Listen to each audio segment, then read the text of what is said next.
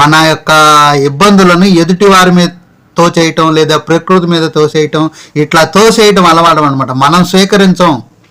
మన రోగాన్ని డాక్టర్ బాగు చేయాలని చూస్తాం, మనం బాగు చేసుకోవాలని చూడం. మనలో బాగున్నది చెడగొట్టుకుంది మనం అయినప్పుడు బాగు చేసేది ఇంకొకటి ఎవడవుతాడు? మనమే అవుతాం.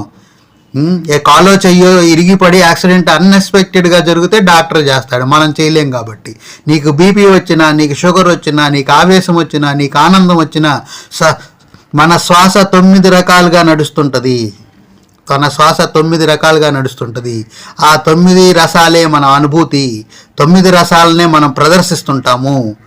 ఏ రసాన్నైనా సరే మనం కంట్రోల్లో ఉంచుకుంటాము, ఏ రసాన్నైనా సరే మనం ఆస్వాదిస్తాము, ఏ రసాన్నైనా సరే మనం ప్రదర్శిస్తాము, అవసరానికి అనుగుణంగా మారతాము. అట్లాంటిది మన సమస్యల్ని ఎందుకు పరిష్కరించుకోలేము? వస్తే ఒక్కోసారి బుద్ధి మాంద్యం